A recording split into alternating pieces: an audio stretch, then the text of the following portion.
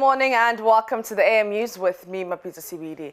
In our first story, the University Teachers Association of Ghana is still on strike despite an injunction secured by the National Labour Commission.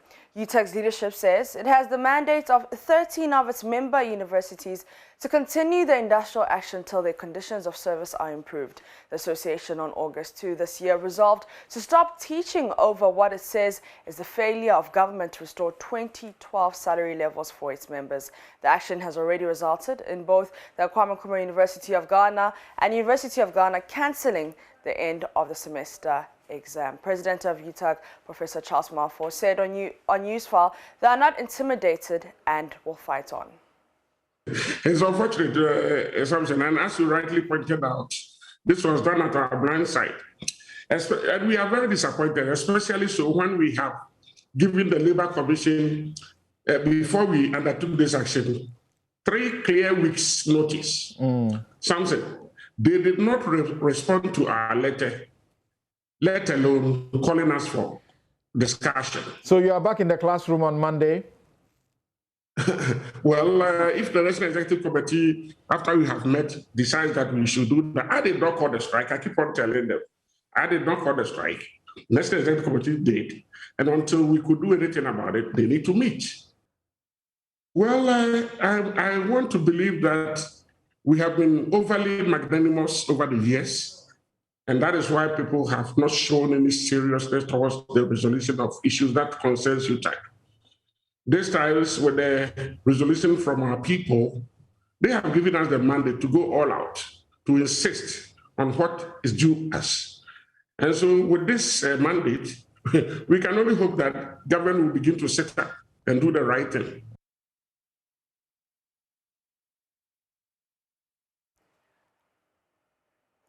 Just a bit of a correction, the action has already resulted in both the Kintampo University of Science and Technology and the University of Ghana postponing the end of the semester exam. The Ashanti Regional Police Command has arrested 3 people in the murder of an Okada rider at Brepo in the Ahafo-Ano East District.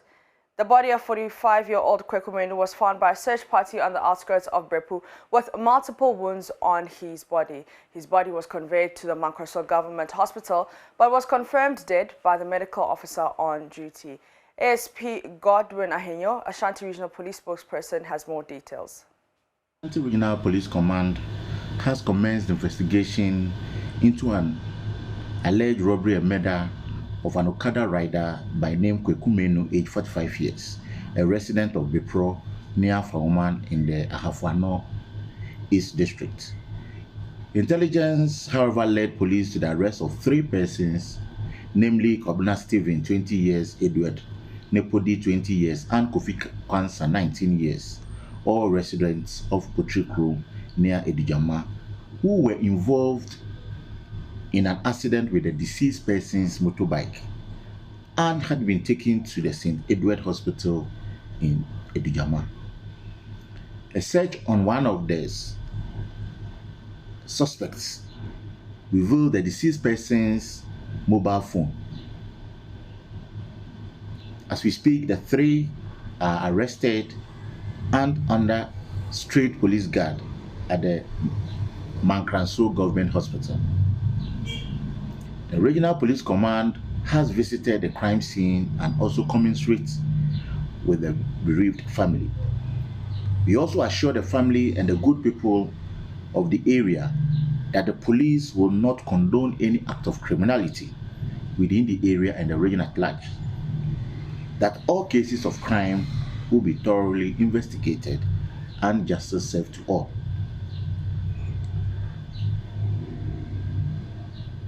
We also visited the crime scene, and 1 empty BB cartridge was found at the scene. It has been retained for evidential purposes, as well as the motorbike which was involved in the accident. Any further updates will be communicated. Let's go to the Central Region now, where Communications Minister Ursula Usu-Ekufo is asking young women in Ghana to stop posting their nude photos and videos on the internet. According to her, such acts are stored permanently digitally and may cause them job opportunities and huge embarrassment in future when they have attained certain statuses in society. Addressing a conference of the 21st Century Women at the University of Cape Coast, Mrs. Ekufo indicated many women are nursing regrets and are bearing the brunt of their act of yesterday. Richard Kojanyako reports. Minister for Communication and Digitalization intimated the internet, though good, its dangers could be worrying. Addressing the 21st Century Woman episode under the auspices of the Center for Gender, Research and Documentation at the University of Cape Coast, Ursula Usu-Ekufo asked young ladies to be on guard in their quest to use the internet to enhance themselves. She spoke extensively about the digital footprint and says it never forget the act of yesterday. I know a lot of young people enjoy taking nude photographs of themselves or putting their whole lives out there, but be careful when you do that. You may delete it from your device, but the footprint of that image is stored permanently. And when I mean permanently, it is there forever. For those who know how, they can always retrieve that.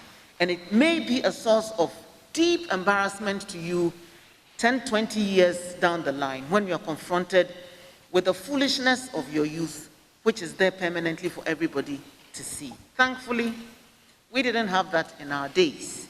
So the mistakes we made are lost in the sands of time. Yours are kept forever, so be careful. Madam Ursula Usu-Ekufo asked the women to use the internet to seek diverse jobs and improve themselves. There are also inherent opportunities. Now it's become normal to work remotely and to work from home. For women, it gives us the chance to work and earn a living and to take care of our families at the same time. So that tension between leaving your children at home to go out to work has been blurred a bit because of the pandemic and the virtual working environment that is imposed on us.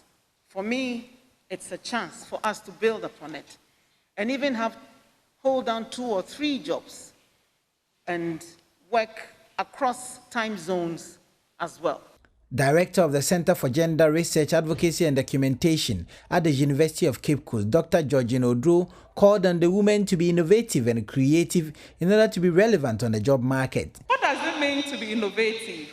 When all others are doing the very same thing, you have to be doing something different and creative.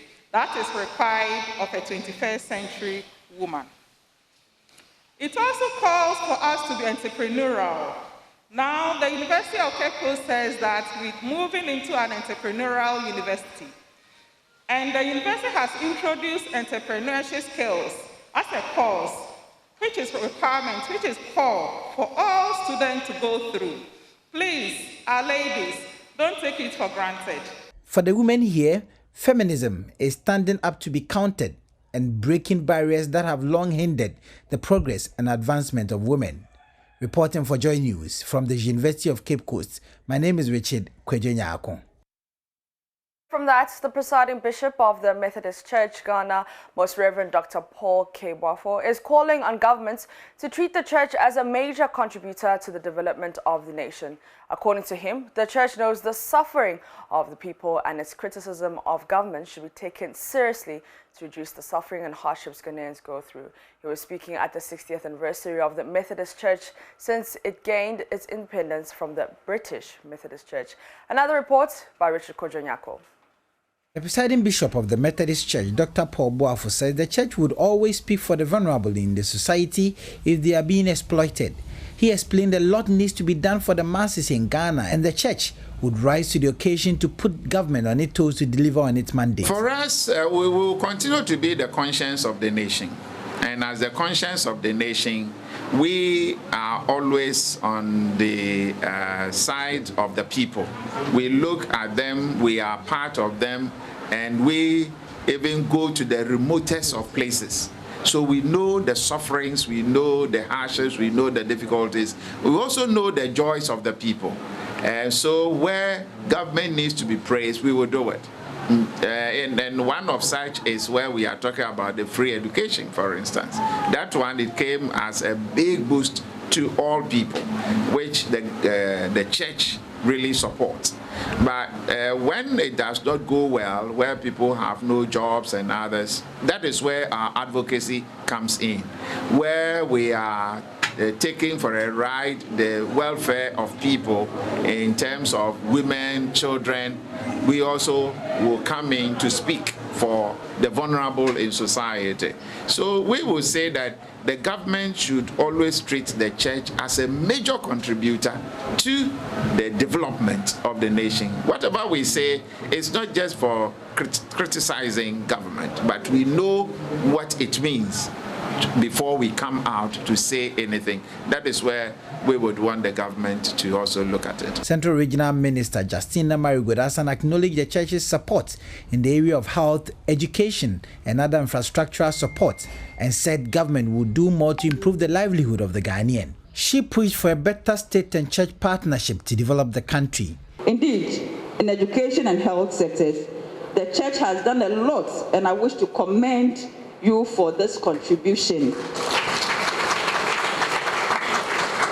I wish to state that the government will continue to partner you in this quest to improve the living standards of its people. I believe also that Christian principles, when deeply rooted in the lives of the members, can help mitigate critical and social problems like child prostitution, armed robbery, upsurge in crime, substance abuse, and indiscipline, among other vices, which are fast destroying our youth, and prefer adequate solutions to combat these social cankers.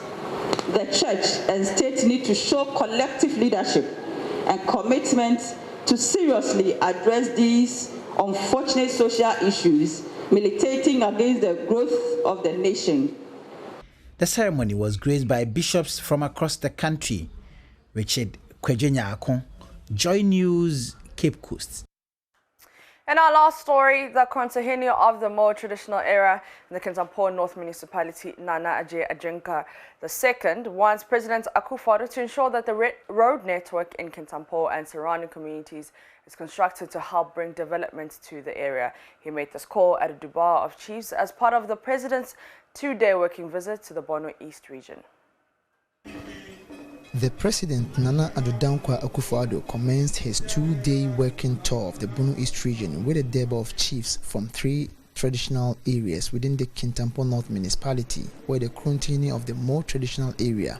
Nana Ajay Ajinka II lauded the President for the introduction of flagship policies that has impacted positively on the lives of the people. Nana niawaya amayene doso. Yakase kuya dia na ene Kintampo. Okasa oba. On to Tokuyayo ejuma asekura. Nana, you promised to help improve agriculture when voted into office, and you introduced the planting for food and jobs, which the people have benefited from the free fertilizer and seeds policy. Nana, when you see when you say district biara, kwanya obefaso ema yenya factory. You also promised one district, one factory to help create jobs. We've had our share, which is the mango juice processing factory at Kintampo Habitat. Processing factory. Habitat Kintampo Kruti here. He, however, called on the President to ensure that the road network linking the Kintampo Township to other communities in the area are constructed to help bring development to the area.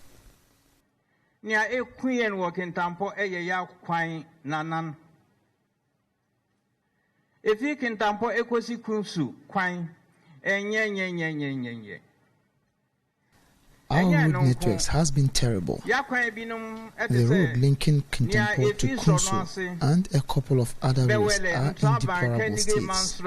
So we call on you to come to our aid. Kintampo ekosi mansra sa akwan nyina atote apansama Ira, Ehunvia, Nana, Enye, even here or more. Nana Ije Adinkra appealed to the president to upgrade the Kintampo Government Hospital into a teaching hospital to help improve healthcare across the region. Second, Kintampo, College of Health. Our health research We have a center. College of Health and Health Research Center.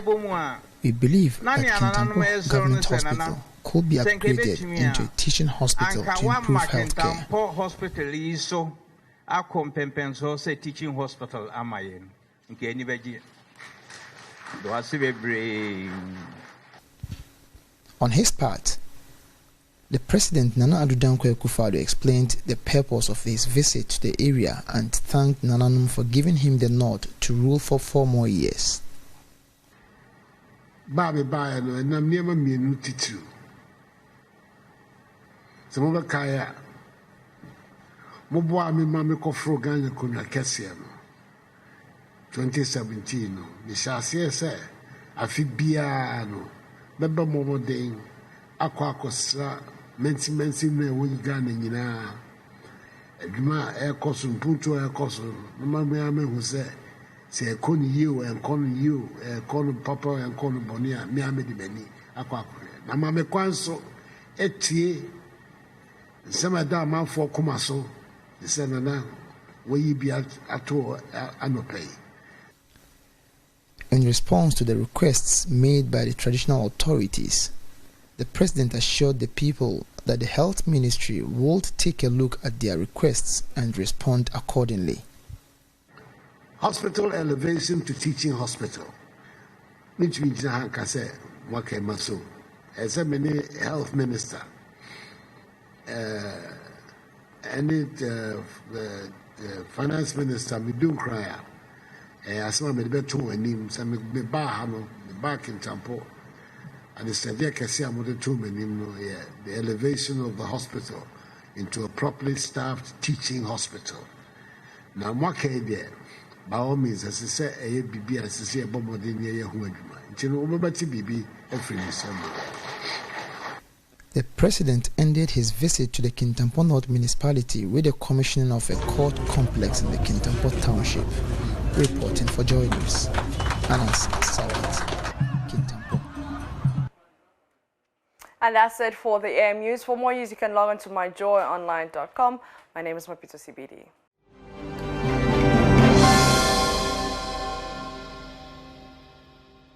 All right, you're welcome back to the AM show, and thanks, Maps, for bringing us AM News. And guess who's here? Enimwa. Hi, good morning, Israel. Good morning to you. How are you? It's so good to be here with you. I'm fantastic. How are you? How was your weekend? It was good. Oh, great. It was very restful. Awesome. Yeah. That's what we like to hear. Shall we delve straight into the newspapers this morning? Sure, yes. Okay, want to start? Okay, yeah. So I'm going to start and have the daily graphic with me. So the banner headline, job scam hits Labour Ministry, hundreds for victim. And we're building consensus on appointment of MNDC East as the president. And then supply of Sputnik V vaccine, Finance Minister ordered to retrieve 16.3 million cedis from the supplier. And that's a conversation we'll be delving into, one of the conversations we'll be delving into later on the AM show. So let's go to this first story, where an ongoing recruitment scam, which began in January this year, has seen a number of desperate job seekers fallen victim to it. The Ministry of Employment and Labour Relations puts the number of victims in their hundreds. Since January, scores of disappointed youth have been trooping to the ministry to lodge complaints. They are in their hundreds, and they keep coming almost every day to make reports. The Assistant Public Relations Officer of the ministry, Mr. Osei Opoku-Jemfi, disclosed to the Daily Graphic last Friday.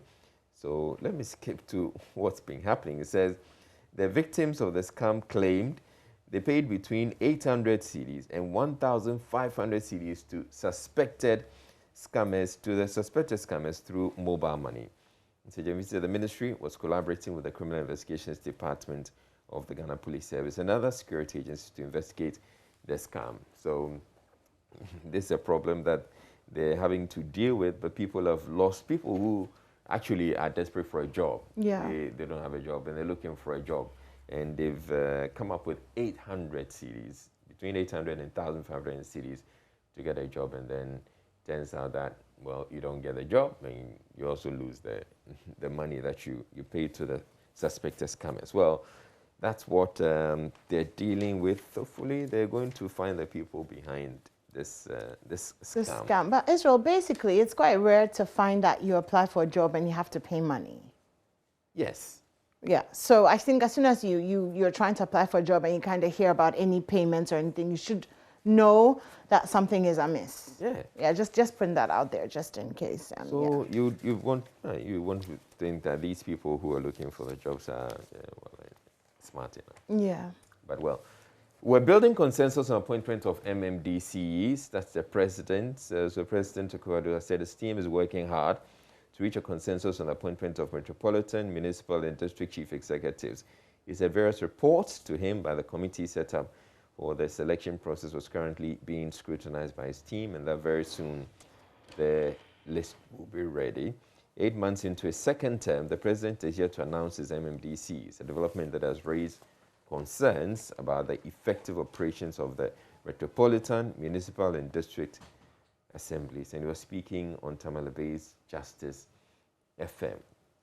And then Finance Minister ordered to retrieve 16.3 million cedis from suppliers. So the ad hoc committee of Parliament that approved the contract agreement for the purchase and supply of the Sputnik V vaccine has urged the Minister of Finance to take steps to recover the 16.3 million cedis which was paid to Sheikh Ahmed Dalmouk Al Maktoum. However, an attempt by the minority in Parliament to push for a motion to sanction and remove the Minister of Health, Mr. Gukwa Jumameno, from office over the purchase of the vaccine was blocked last Friday when the second Deputy Speaker, Mr. Andresiama Mwako, deferred the ruling on the motion until the next meeting of Parliament. And this is something that happened in Parliament last week that the minority haven't been happy about, because they're saying the Speaker, they had an opportunity to bring a motion against the Health Minister.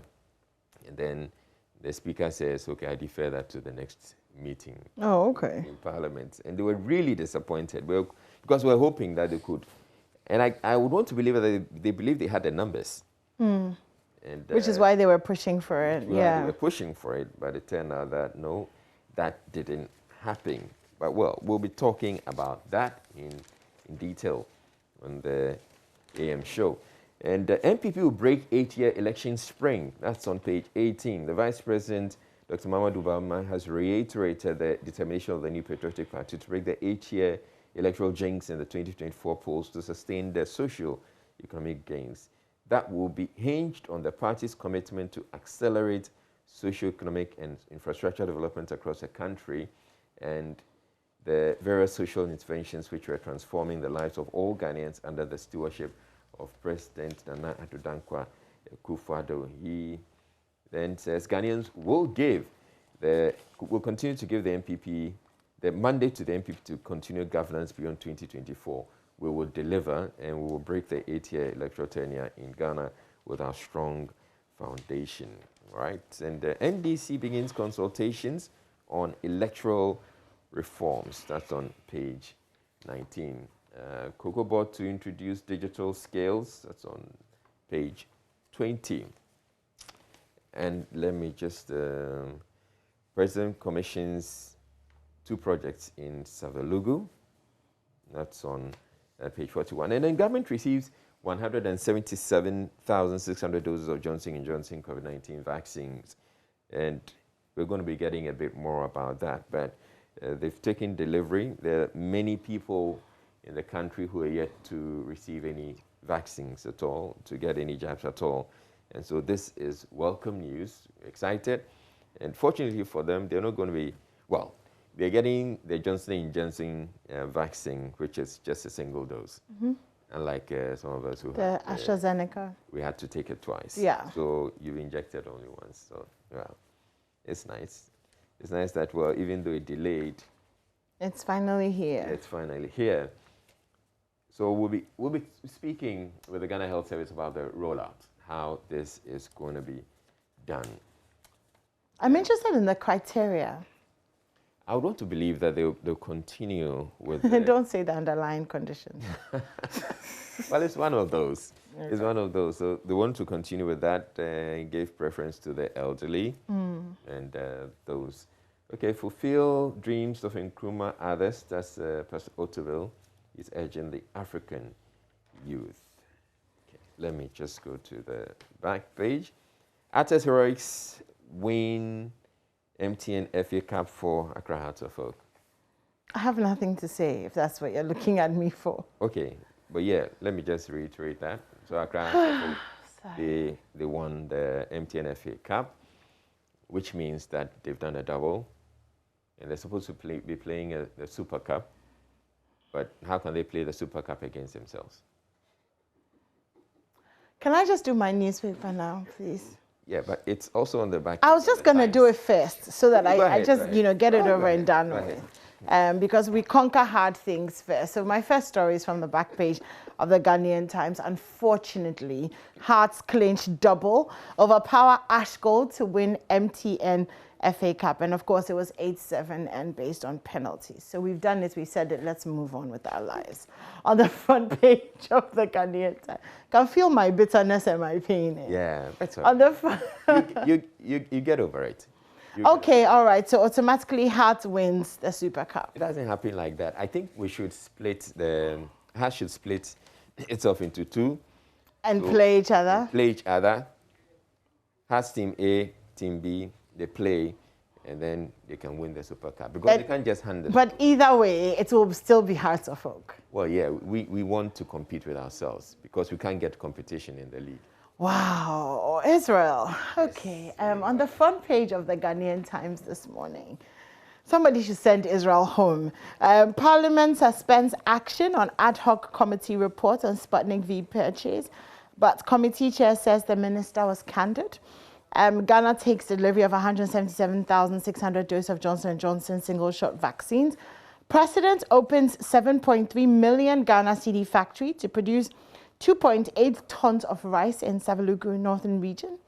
I love these stories, you know, rice, pineapples, tomatoes, depending on how you say it. I'm just, the sustainability, you know, you want to hear how these factories are doing 3, 5, 7 years down the line. And so far, our record hasn't been too good. Hopefully this will bring some change, some sustainable long-term change. 3 pastors grabbed over death of a woman at prayer camp. That's on page 3. Man gets 15 years for attempting to snatch a motorcycle. A story that caught my attention. Anger after Zimbabwe bride 14 dies giving birth. And Zimbabweans are in a bit of an uproar because the child marriage issue is still very pertinent. So 14-year-old girl got married and then got pregnant and then died trying to give birth. Because really, at 14, your body is not ready for that kind of stress at all. So very, very sad story there. There seems to be a lot of things happening around the world in terms of bad, sad stuff. So in North Korea, there's been flooding, major flooding. In Greece, there have been wildfires. And in Afghan cities, the Taliban have advanced. So they're not happy there at all. Kind of makes you grateful for the peace that we have this morning, doesn't it? Other stories in the Ghanaian Times this morning. Government is committed to tackling fertilizer shortage. So there's a shortage of fertilizer. The president has assured farmers of government's readiness to address the shortage of fertilizer in the country. He says the government is aware and plans are underway to provide the farm input as soon as possible. I don't really know what that means. Plans are underway to provide the farm input. We like dates, you know, in days. So you'll get this amount of fertilizer in 2 weeks or 3. Okay, go ahead. So when they say plans are underway, we're thinking about it. So we're discussing it. How do we get the fertilizer, right? How do we get the fertilizer? How do we distribute it? So that's the discussion. Oh. The discussion phase. Okay, I see. Yeah. Meanwhile, we have dry season, rainy season, people have to plant it and stuff. But anyway, let's continue with the plans are underway. It's all good. Okay, Jamaica appoints honorary consul to Ghana.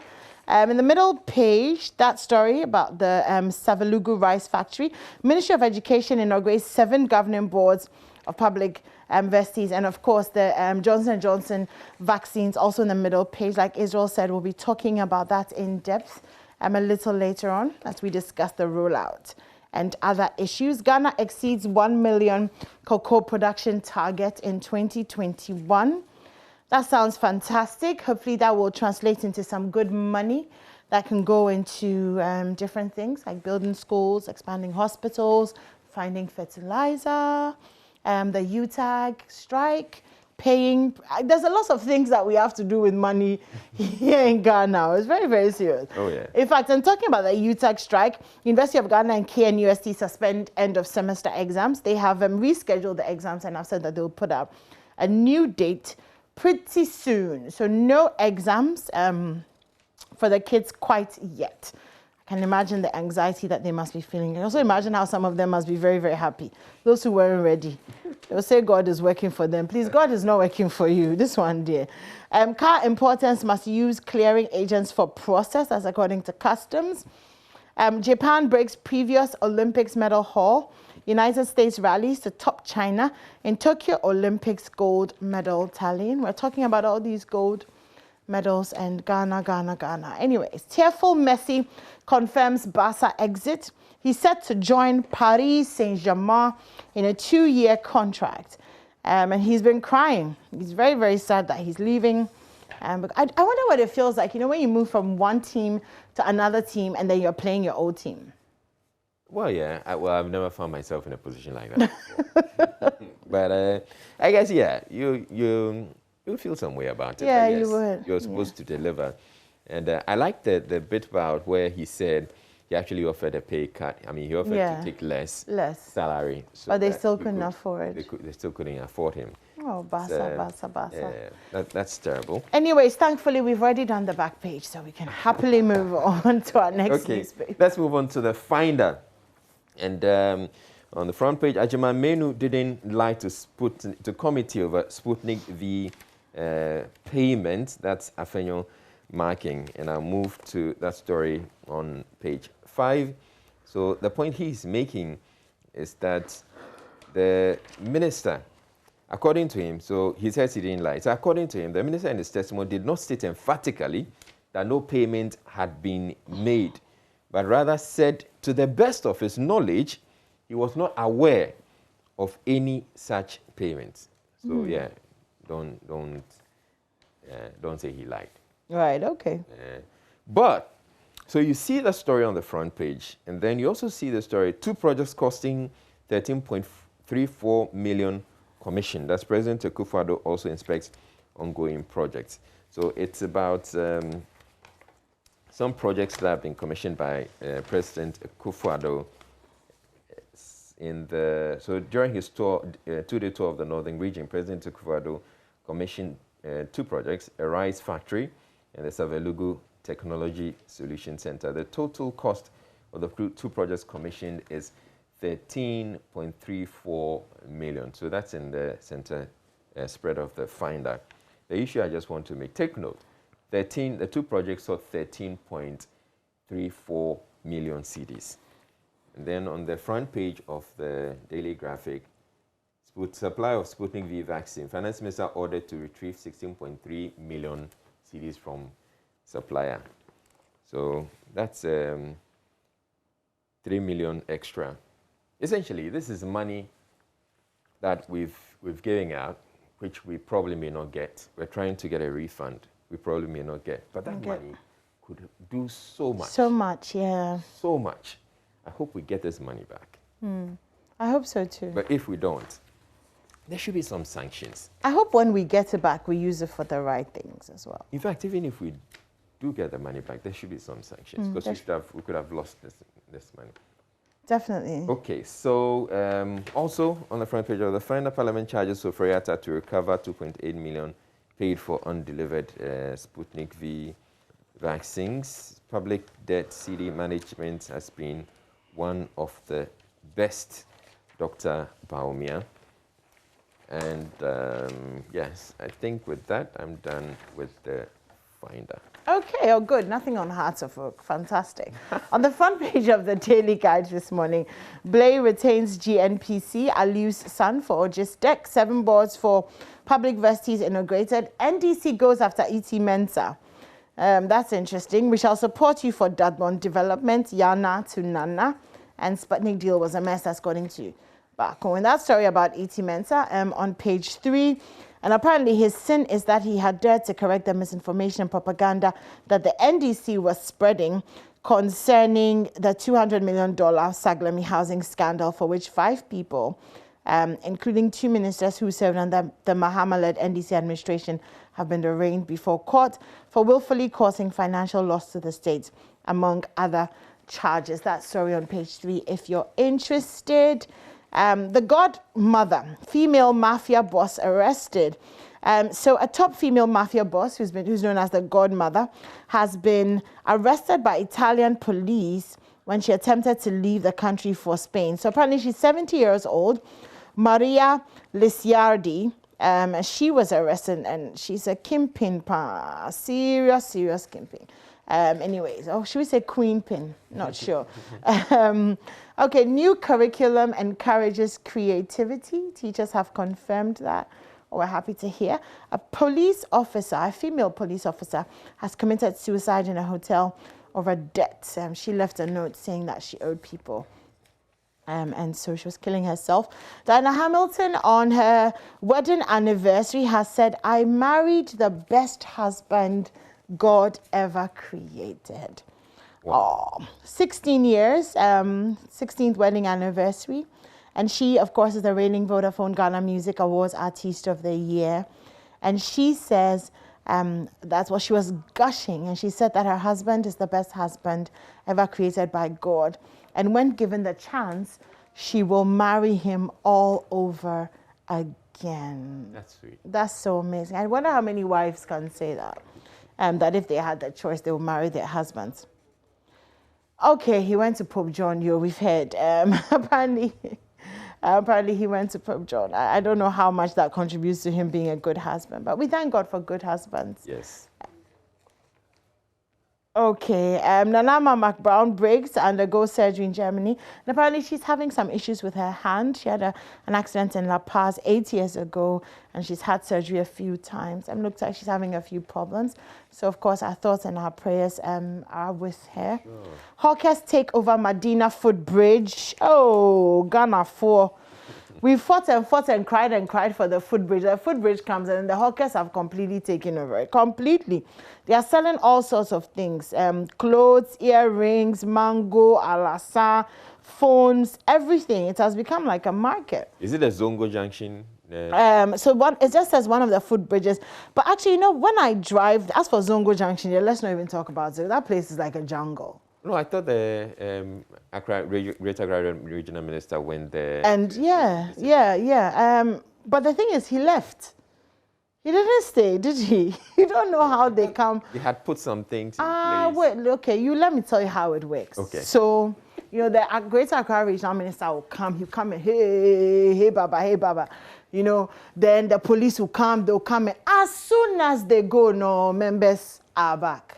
You don't understand, eh? We are very, very resilient. My understanding is that in the median, they've put up some fencing so that you can't get into the median, which will compel you to have to use the footbridge. I see. So then that's the way to control the Okay, people. So it says that now that the facilities have been put up, hawkers who were uprooted from the sides of the highways during the recent operations to restore sanity along the highway have comfortably taken up the spaces on the footbridge. Exactly. So resettlement from the sideways to the actual footbridge. And you see, I would want to think that it's just a hawkers, going to their customers. So the customers were coming to them by the roadside. But now if the mountain will move to Metsusala. If they've moved the customers to the footbridge, then they're selling. They sell your Kagari crown on the bridge. Wow. It's not a joke at all. Anyway, MOG, Joe Metal have released a new single on Friday. It's called Yesu.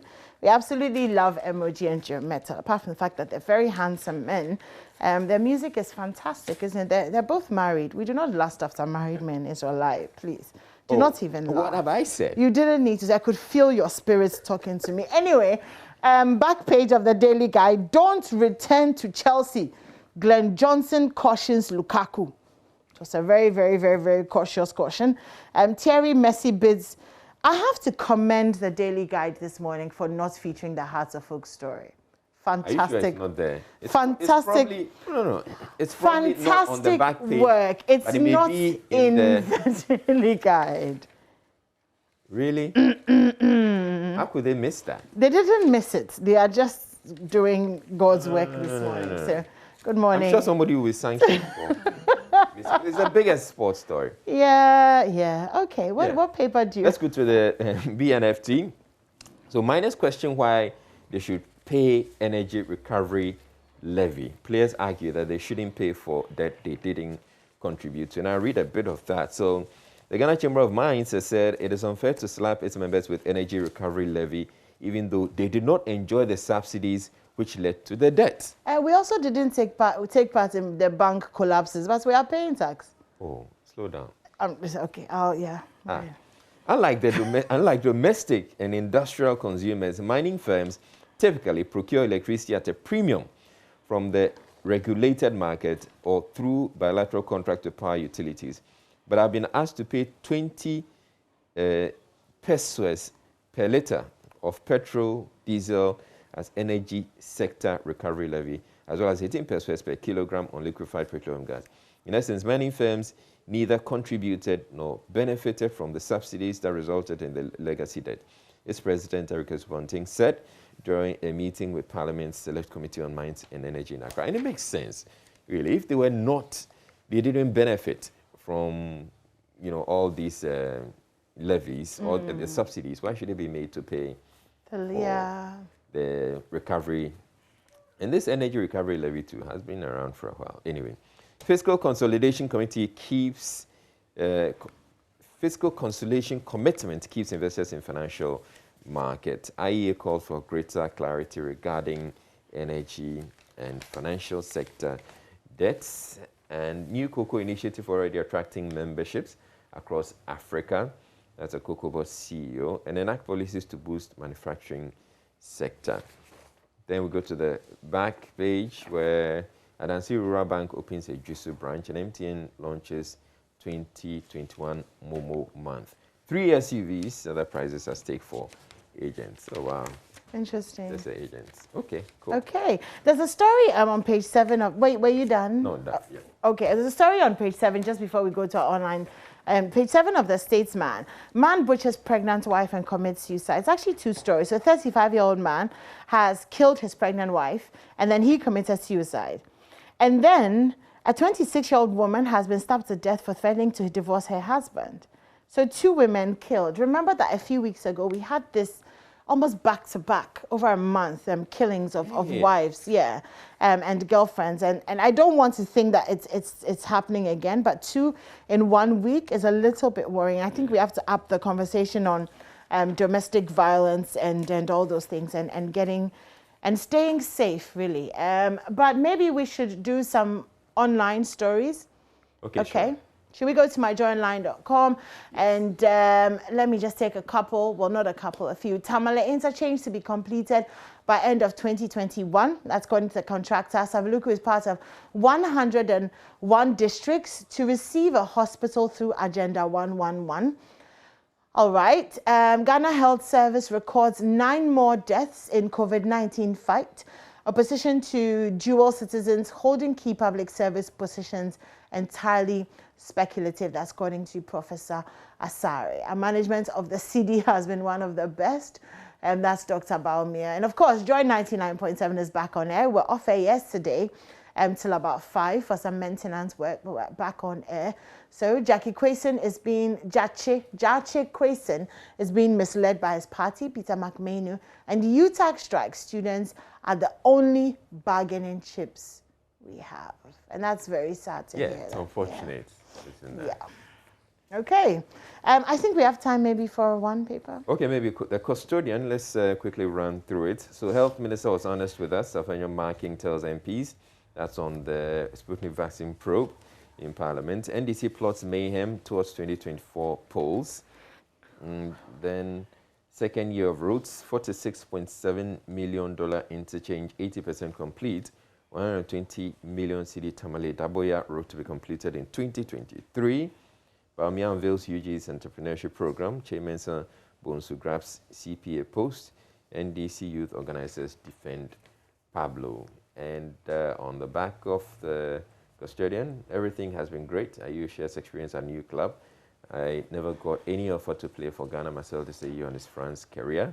And there was an interview he had on Joy FM on Saturday. Arsenal estimate Partey injury return time after losing midfielder to ankle problem. Right? That's for the custodian. Okay, so it's 7 o'clock.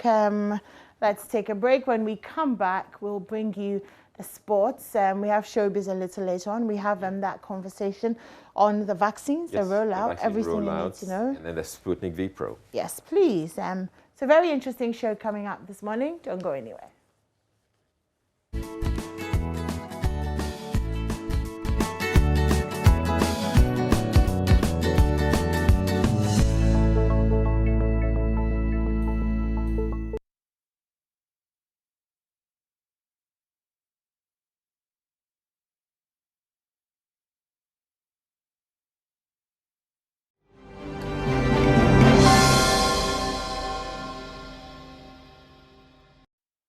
For 20 years, Hearts of Oak have been nosing around the FA Cup, but they were far away from reaching success. However, that has finally come to an end after a marathon penalty shootout against Ashgold in the FA Cup final 2020-2021 season ended with success for them, with the Phobians winning 8-7 on the penalty shootout. And have you ever wondered why Marcel Desailly never had the opportunity of coaching the senior national team, the Black Stars?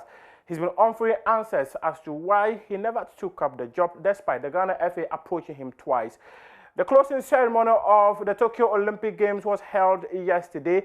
And guess what the president of the International Olympic Committee, Thomas Bach, said when he delivered his final speech after the Games, describing it as Olympics of Hope. Good morning. Welcome to AM Sports with me, Muftau Nabila Abla. Let's start with Hearts of Oak success when they won the MTN FA Cup yesterday against Ashgold. The Phobians, after drawing blank against the Abuakase within extra time, the match went into penalty shootout, and it was the Phobians who went away winning it 7-8 from the penalty kicks. India, gold and black. Isaac Mensah with this lovely ball through for Patrick Razak. Some brave goalkeeping from Kofi Mensah, denying Patrick Razak on that occasion. It was an important touch. He needed to get everything on the ball because he couldn't risk allowing Patrick Razak to get there first. It was a really good goalkeeping position that he picked as well, and in the end he was the first to the ball. No questions about penalty there. Fatal's corner headed by Afuto, and the woodwork to the rescue of the Miners. Afuto thought he had scored, but clearly the ball had not crossed the line. Yeah, it didn't cross the line, but it was a brilliant header by him, denied by the woodwork here. And then Amos Nkrumah is actually lucky because the ball came off his back with enough power. Perhaps that would have been an own goal, but Afuto was left unmarked and he powered that one onto the woodwork. Lucky Ashgold on that occasion. Daniel Lyer whistles. And Fatal scores. There's so much power and he's very close to the woodwork. Adai steps forward.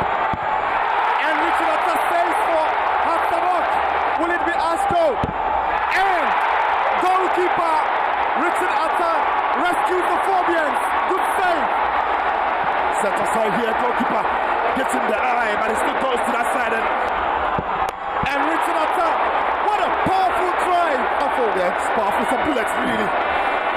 Kofi Mensah can't reach him. And Hattabok are champions! Kofi Mensah has missed, and the Phobians have won the double. Oscar Santiago by 8-7 on penalties there at the Accra Sports Stadium. It's an amazing night of football here in the capital. It's lived up to it. It's truly. Yeah, you can hear what he was trying to say. He's saying the trophy's heavy. Yeah. So, ladies and gentlemen, champions of the 2020-2021 MTN FA Cup.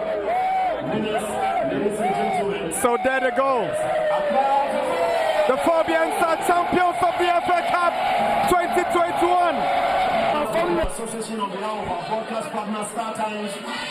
It's been an amazing journey from the preliminary rounds to the round of 64, 32, 16, quarterfinals, semi-finals, and finally today, Hearts of Oak winning the FA Cup. Well, by virtue of winning the MTN FA Cup and the Premier League, automatically Accra Hearts of Oak will be handed the trophy of the Super Cup because the regulation of the FA says so. Now let's hear from head coach of the class, Samuel Bodu, who has called on supporters to trade their weight behind him and his player as he gets ready to compete in the CAF Champions League. He says that is a much bigger test since he has never participated in the competition. The players were really tired because when most of them went to the national teams, they worked over there. So it was also one of the things that affected us. And for the first time since 2000, you have won a double. What do you have to say to the fans? What I want to tell them is they should keep supporting. Now the bigger one is ahead. And it's my first time to participate in such championship. We need their prayers, and we want them to come on board to support the Togwe and the board members of House of Hope. I love the House of Hope family. I need them. We need them. Now let's hear from the defender of Ashanti Gold, Richard Osei Ajiman, who believes that they gave the final their all, but it was not their night. And you know they are strong team. They won the league, and coming to playing FA Cup final with them, we need to go hard and always watching them how they play. So if you see something like that, it's like we're always watching them. We watch them how they play, how they move, they do everything. Were you guys ready for the penalty shootout? No. We are not much ready because we create a lot of chances. We needed to score, but unfortunately, you know football how it is. All right. All the best going forward there, and had a hard luck. All right. Thank you. Let's hear from the MTN FA Cup Committee Chairman, Wilson Atta, who is optimistic that next season will be a much better one if there's no COVID. Not going to happen anymore.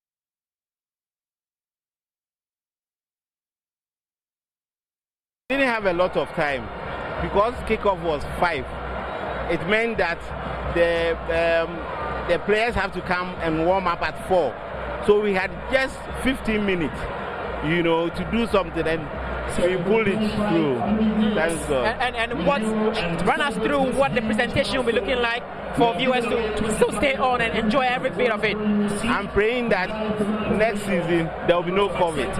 Okay. So we can feel steadier, and what we serve today is something people will want to come again and experience.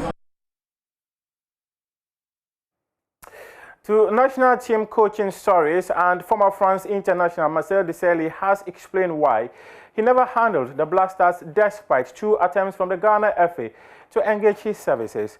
Speaking on the Joy Sports Link with Nathaniel Arthur, Desailly said there were many factors, including his investment into the Lizzie Sports Complex, but what stood out was the structure of the FA he never liked.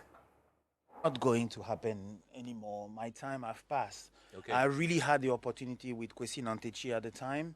But like I said, I was building up, the Lizzie Sports and having, a real desire to have my coaching badges at the same time. It was a little bit too early. The timing was not good. The generation was good at the time when they proposed to me to take the job. And when they came a second time, I also identify the generation that we're having down for me to be able to perform. Okay. On top of the problem that I was having with the administration. At the time, Kwesi was doing okay after, he fell on making mistakes. But it's quite complicated, the structure of the FA, the board, all the people who come and interfere. I'm somebody quite strict, and a little bit organized. So you cannot really fool around with me. Once you give me the position, I will tell you one example. If the sports minister wants to enter my dressing room before the match, I will block him. Because he has nothing to do in my dressing room. To tell what to my players? Come on, guys, we are counting on you. It's not possible. You cannot come. you stay in your position, and I deliver. If I don't deliver, you sack me. So it's something on ego that we have in the system that is very difficult to change.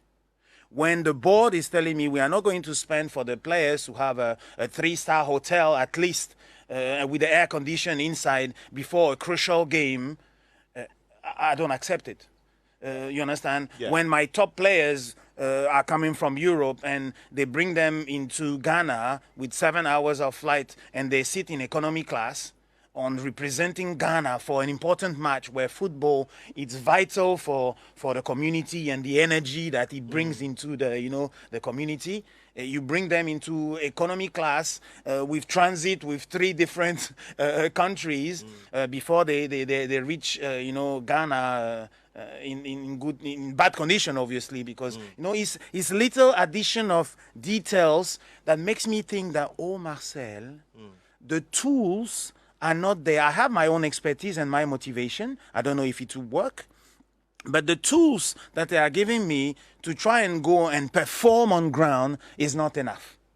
So this is also one of the reasons why the system is still a little bit too complicated. So now Kurt and Jamil, who are my friends who are inside the system, are trying, to upgrade the general idea.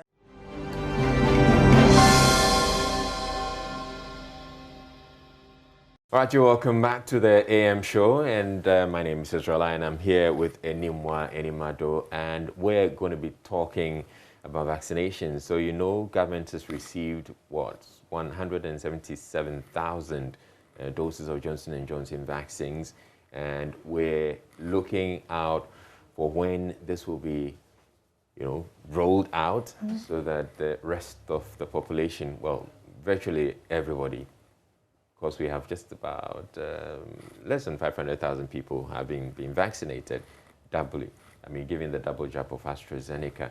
So if we have this, it's good news. We want to know how it's going to be rolled out. But before we get into the conversation, let's get to find out what the status of COVID cases is. Okay. So we have 6,969 active cases.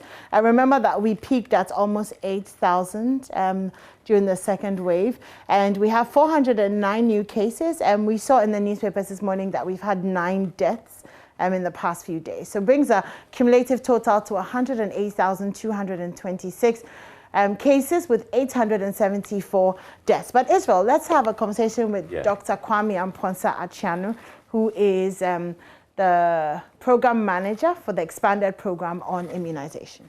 Yes, good morning to you, Dr. Achianu. Yeah, good morning. Please, your voice is a bit low. I can hardly hear, please. All right, Dr. Achianu, can you hear me now? Is it any better? Let's manage it, sir. Okay. I have a lot of calls waiting. So. All right, great. So I just want us to go straight to the Johnson & Johnson vaccines that have come in. What's the plan for the rollout? Who's going to get it when? Yeah, so within the week, we'll conclude by midweek, we'll conclude the final plan. We will still go according to the vulnerable population in terms of hotspots and also those who are hardest hit. All right, so is it going to be based just in Accra, or it's going to be all over the country? Oh, it will be difficult to spread 177,000 doses thinly across board. It won't use any effect. So we are just looking at a couple of places. Otherwise, it will not be effective. So a couple of places are saying greater within the hotspots. Within the hotspots? Yes. Right. So it's obvious that there were a number of people who had the first dose of the AstraZeneca. That is right. Okay, but they won't be giving this dose. No. We can't combine the two. No, we still haven't changed the policy of. But remember, Johnson & Johnson is one dose, the one dose schedule. Yes. For the others, they are 2 dose schedule. And so anybody who received AstraZeneca will receive AstraZeneca second dose. And we are working around the clock together. So in our estimation, before the end of the month, we would have received some AstraZeneca for those who will require the second dose. So that shouldn't panic at all.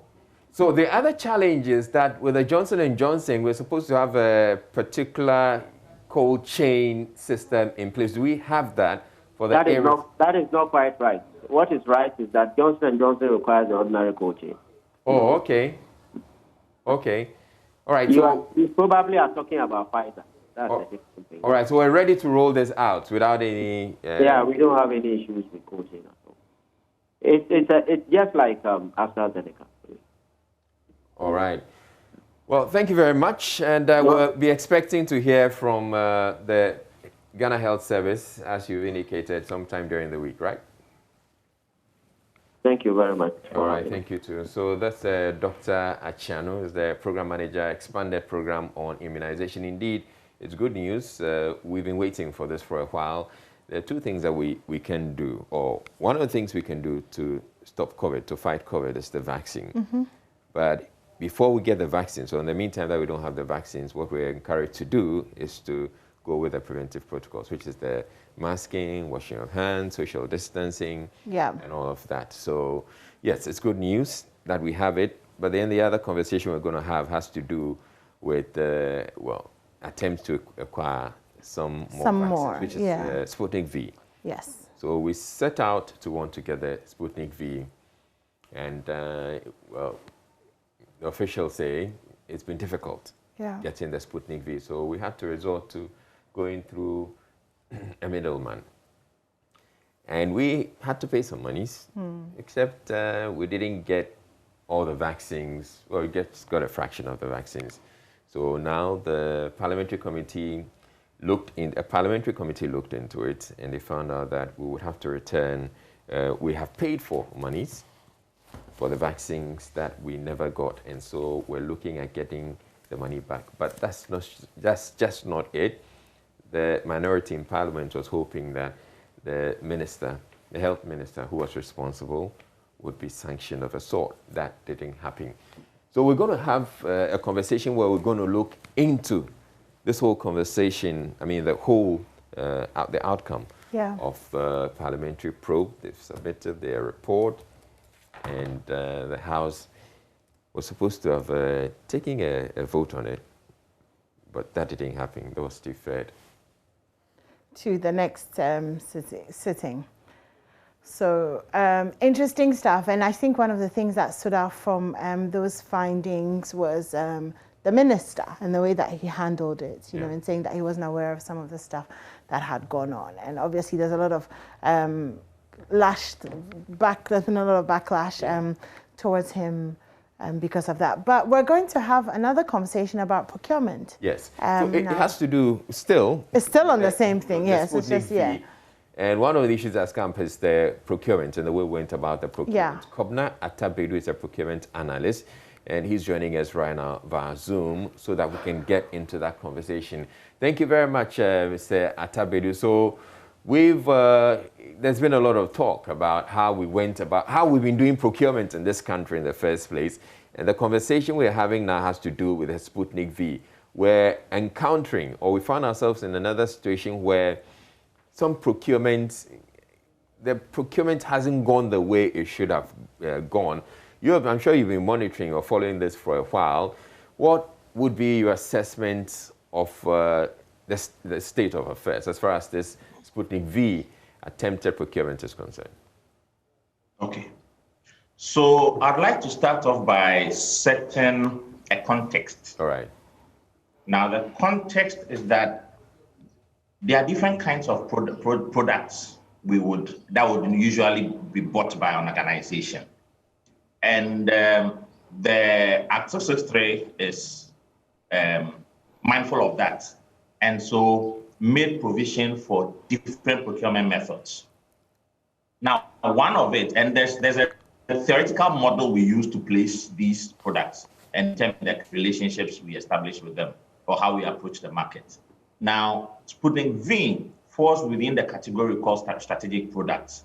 And these are usually products which, amongst other variables, are proprietary in nature. It means you are dealing with intellectual property, and therefore there's a higher supply risk, or there are very few suppliers. In some cases, it's a monopolistic market. So you have to deal with limited suppliers or a single supplier. And that is why the Act makes provision for single sourcing or sole sourcing when the need arises. The Act is also mindful of the fact that there would be emergencies and an organization or an entity may not be able to go through the normal processes. So it sets out a mechanism for an organization to be able to go through an emergency procurement, part of which includes a ratification of a procurement. So it means you bought something before you are coming to get approval. So a ratification is also allowed, but it is allowed in a context, and the Act sets them up. Now, if you take Sputnik V, if I'm to do an assessment of the supply market, indeed, all the vaccines are proprietary in nature. It means one person has the property rights. You need to deal with that one person to get it. So if you take the fact that government said, or the ministry said that they tried to deal directly with the manufacturers and they couldn't. So they were going to go through a third party. That it's a bit worrisome for me, because if it is a proprietary material, you can only deal with one person. It means whoever you go to as a middleman has to deal with that one person. Now, if you tell me that the owners of the property rights have said that deal with specific individuals, that is also worrisome from a corporate governance and from an ethics point of view, because it suggests that, number one, as soon as you have middlemen in, it means each person has a margin or a markup, and it's going to make the product very expensive. That's the first thing. The second thing is that if there's only one source, it means all those middlemen will have to go to that same source. Now the question is, between us or Ghana as a country and an entity, a buying entity, and those middlemen, who has more leverage, who has more credibility or credit risk for the organization to deal with? And as soon as the organization doesn't want to deal with you and is saying go through a middleman, then it suggests there's a problem. And that is why you should be mindful. Now, Mr. Tabedu, I would also want to bring this up. Aren't there instances where a company will say, indeed, deal with this person, don't come to me directly? Yes, there are instances where companies may decide for its distribution strategy that we won't do business to customer transactions. Yeah. We'll do business to business transactions. So it means we would appoint key distributors or agents or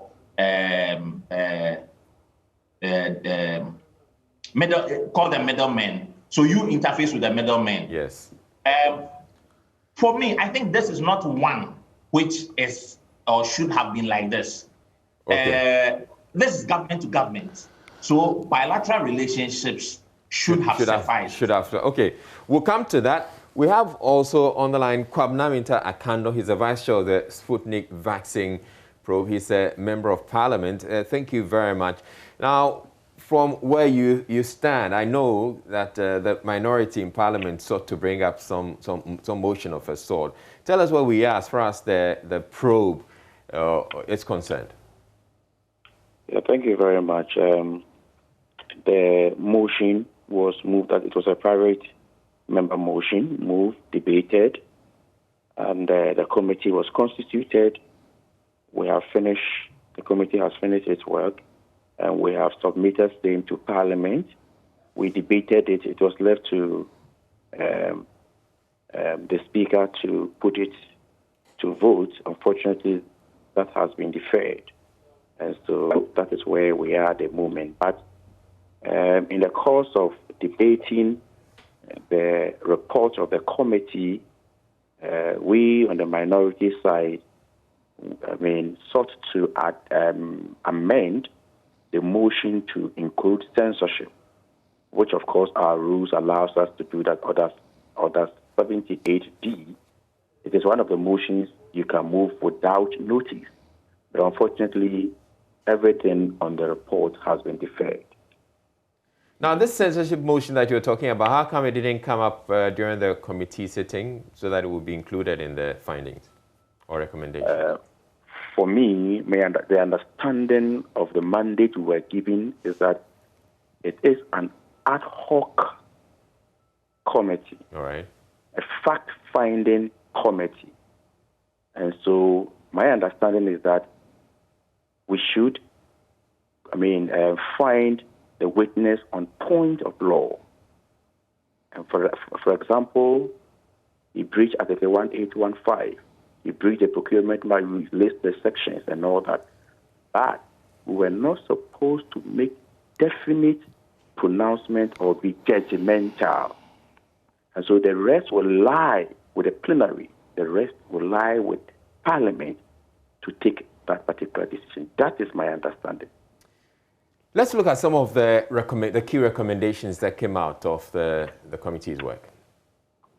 Well, if you have time, then probably we may have to take it one after the other. We may have to take it the terms of reference that we're giving. So, for example, number one, we're supposed to determine whether or not the transactions were of international nature, and if they were, whether Article 1815 was fulfilled. And clearly, per the nature and address of Al Maktoum, we realize that the transaction between the Republic of Ghana and Al Maktoum was of international nature, and therefore the minister ought to have come to Parliament for prior approval. All right. Unfortunately, that didn't happen. We also requested to know whether or not the AG's advice was sought on this particular matter. Interestingly, the minister signed or executed the contract before resorting to AG for their advice. So what it means is that the advice of the AG was immaterial. It had no effect on the contract because the contract had already been executed. But after that, the AG wrote back to the ministry, indicating to them that they should have come to Parliament for the prior approval of Parliament before that contract will be valid. So that term of reference, the minister violated that one. Then we're also to determine whether procurement processes were followed and the propriety of same. You realize that the minister said he did what you call sole sourcing or sole source procurement. Yeah. And if you go to the Public Procurement Act, those specific provisions that allow the minister to do sole sourcing means that you must satisfy Section 41 and Section 42. 41, you must come with public notification, and then you must also have the prior approval of the Public Procurement Authority. Unfortunately, the minister signed the contract somewhere in March, 9th March, and after a month later, somewhere in April, then he wrote to the Public Procurement Authority to ratify the agreement for them. Then the Public Procurement Authority wrote back to the minister that they want to investigate him because he needed a prior approval from them, but he didn't do that. But so they want to investigate him. So in fact, as we speak, the agreement hasn't been ratified by the PPA. And so clearly, the procurement laws of this country were breached. Then we go to ascertain the cost of the vaccine and whether or not there was value for money. So that on that point too, we realized that the factory, Sputnik, the manufacturers of Sputnik 5, had communicated to the whole world that the international market price per dose should not be more than $10. So we took it from that, and the minister said, yes, he was aware. We also went further to find out whether he saw nothing wrong with it. He said, yes, he saw everything wrong, and he thought that it was on the higher side. But that was what his negotiation could afford him. All right. So clearly, that one too, it was on the higher side. Now, let's move to another interesting one. Whether or not there was some consideration that has passed to the middlemen, we'll come to whether or not there were middlemen involved. We'll come to that aspect. But let's look at whether or not there was some money paid. In fact, all along when we started, some of us were abused, were called names that, oh, after all, why are you doing this? Because Ghana has not lost any money and all that. So the minister appeared before us, and he said categorically that Ghana has not paid any money as far as he was concerned. We've not paid any money to the suppliers. So we wrote to the Ministry of Finance whether or not no money or no consideration has passed. But remember that in the course of that, there was the mid-year review budget. And in the mid-year review budget, if you go to releases, we saw that more than 16, in fact, about 16.330640, $16.3 million Ghana cedis had been paid. But you see, we took the hint from the LC that Ghana government issued to Al Maktoum. On the LC, one of the conditions was that they should pay 50% of the money before even they start the delivery. Okay, so Mr. Akando, I'd want you to hold on at this point, and I'll bring in Kwabnat Atabedu on the issue of the letter of credit. Is it regular that you issue letters of credit and you're supposed to pay, what, 50%? My understanding of this is you deliver. It is when you deliver that you're paid for whatever you have delivered. Mr. Atabedu. Credit are payment instruments, and they are subject to the terms that are set out by the parties. So if the seller feels that my risk is higher, so I want security, you say, give me a letter of credit. He can say that, give me a letter of credit for 50% of the amount or 100% of the amount. The buyer now decides that if I give you the money and I'm not sure I'll get my products, so I would also set the conditions that, for example, I would only release the money to you when I have received documentation that shows that the goods are out of your hands. In that case, the intermediary banks become the middlemen. The money is issued out of my account as a buyer, and it goes into an escrow. Once the documents are delivered to my bank and we are satisfied with the terms, then the money goes to you and I get it. So it is inflexible, but it is flexible in that sense that you can decide to do 50%.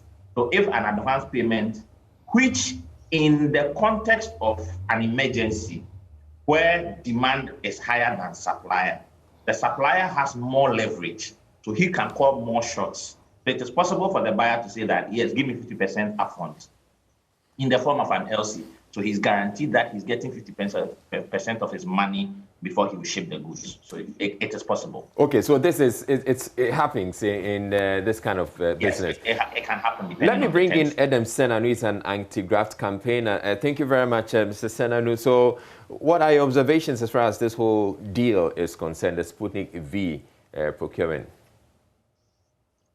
Well, it's quite unfortunate that we found ourselves where we are today. When I was listening to the minister responding, I felt that, thank God we've not paid any money. I was intrigued that, okay, so the Attorney General had given him advice. He said he was confused. He said, well, sometimes that might happen. But the findings of this committee, I mean, it's like reality has just hit. So much seems to have gone wrong, and I'm quite disturbed. I don't know how we managed to put aside all the procedures as much as followed. The fact that it's an international contract, you must seek parliamentary approval. The fact that there's a PPA, all the checks and balances that will allow us to get value for money and ensure that the public purse is not just expended anyhow, seem to have been ignored. And it's shocking to identify that this is how far wrong that the ministry went. Well, the minister has been explaining. He says, you know, he was under a lot of pressure. He was eager to get the vaccines available so that we could vaccinate Ghanaians and protect them from COVID-19. On the contrary, it's in crisis moments that you need to be the most sober, most alert, that you need to do good consultation. And the evidence suggests that those who were available to give him good advice did so. And so now that issue of confusion, I mean, given the fact that the Attorney General had spoken, given the fact that PPA had raised certain issues, given the fact that money was actually transferred, it's not looking good at all. What are your suspicions? I actually don't have any suspicions. I just think that the minister ignored what was good practice, best practice. I think that for all you know, he may have had some people closer to him who said, look, just go ahead, etc. And this is a risk you run when you do things like that, because it really doesn't make sense that the formal opportunities to get advice on this were sought, the advice was provided, and you ignored it. And with middlemen involved, obviously, even if the minister and his group were not making any money of it, somebody somewhere was making money off it. And those are the points at which one should have been much more cautious. And to this point, Israel, let me add this. You see, there was a case in between 2005 and 2007 in Nigeria, which had to do with one of the oil companies and the issue of graft. And they used middlemen to engage, address certain transactions. Now, when they were being found guilty, one of the things that the court said was that they were in a position to have known that any payments they made through the middleman were going to go to inappropriate payments. And these are some of the things that when you are doing corporate governance or ethical assessments for fraud, anti-corruption, and all these things, those are some of the tests you put through it. That's why I started off by saying that as soon as the seller says that I don't want to deal with you in a situation where the transaction can and should have been a government-to-government transaction, then your antennas should be very high and you should be very suspect of what could go wrong within the areas of corporate governance and ethical issues.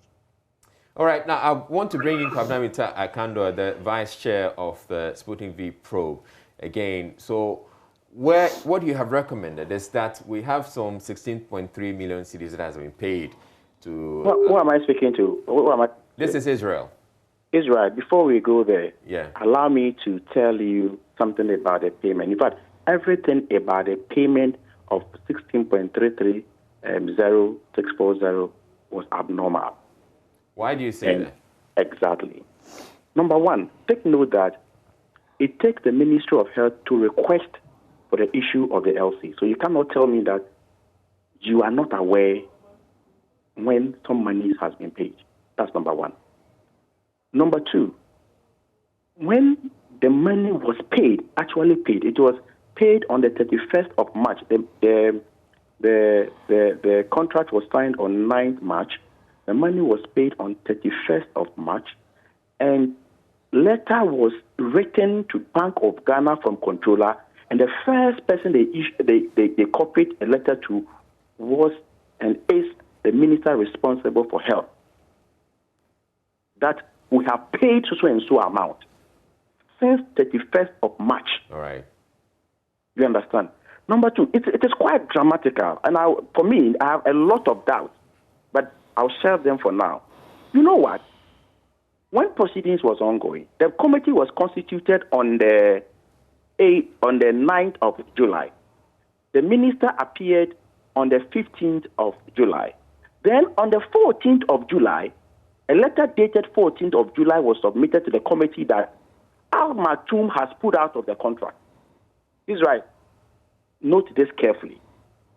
In the third letter, no mention was made to the effect that some money has been paid to Al Maktoum. Don't forget that already the minister had appeared before the committee and indicated no money had been paid. So what was going on? Let's take that one aside about the payment. Now, the minister responsible for finance is supposed to protect the public purse. For me, and forgive me if my words are harsh, for me, as I sit here, the most treacherous person to our public purse is the minister responsible for finance. And I say so because Israel. Now, a minister responsible for finance don't just get up and anybody can say, I've contracted this person, so go and pay, then you also go and pay. It is on record that this contract didn't go through cabinet. This contract didn't come to parliament. This contract didn't go through the appropriate procurement procedure. So upon what basis did the minister responsible for finance pay this money? In other words, from what you're saying, I get the understanding that you wish that you had the finance minister also come appear before the committee to answer questions. Fantastic. In fact, we wrote to the finance committee, and given the time we're given, we took delivery of the responses, and we had to prepare our reports quickly and then submit and all that. But for me, the finance minister has so a lot of questions to answer. Because how many of such payments has he done that we are not aware of? Because it has come to light that anybody at all can get up and go to the ministry and say, look, I have engaged this person to go and pay. Then they will also go and pay. Because the necessary procedures that must be followed before this payment should be done were not followed. So everything about the payment was bizarre, to say the least. Okay, so in this instance, you're looking at the health minister, you're looking at the finance minister. Is there anybody else in the chain that you think that has questions to answer? Yeah, I think that when it comes to international contract of this nature, yes, the finance minister, the PPA, the PPA AG, says they didn't ratify. Of course. I'm just mentioning them. Then those that we have cleared so far. Okay. Yes. So PPA, FDA, Finance, Ministry of Health. But the minister made it clear that he didn't involve FDA, so it's useless if you invite them. All right. And the PPA too clearly per the evidence, they also have, they themselves have even issues with the contract. And so the minister responsible for finance, at least as for the AG, they wrote to them after the contract had been executed, and then they also gave them the advice they should follow, and they didn't. So for me, as far as I'm concerned, up to this point, the Ministry of Finance, especially the minister responsible for finance, has a lot of questions to answer. Now, how do we get this money back? You said the finance minister has been ordered to retrieve it. What are the chances we're going to get this money? Well, I can assure you, Israel, that I am going to follow this money till evidence of refund is shown to Parliament. It's not as if you are just going to tell us that, oh, it's been paid and that's the end. No, because we've heard about, issues about the fact that Ghana has not lost any money and all that, and we are at where we are at the moment. And so I will continue to pursue this issue till this money is actually refunded to the state. All right, I'll come back to you in a bit for you to tell us about the finalize the recommendations, but I want to bring on Kwabena Tebedu. Kwabena, what are the chances we're going to get this money, $16.3 million? Okay, so first question is that there's an agreement, so we are in contract management mode. What were the terms and conditions of those contracts? Now, if Ahmad Maktouk or the Sheikh, whatever his name is, the Sheikh, if he pulled out of the contract, what are the liabilities that should inure to the state? You can't just pull out of a contract. So if he decides to pull out, what were the liquidated damages, or what are the remedies available to state, and to what extent have we pursued those remedies? That's the first point, especially when consideration had passed, money had gone. The second one is that I listened to Mr. Akando, and he was talking about the Minister of Health and the Minister of Finance. Yes, they hold ultimate responsibility as the politicians.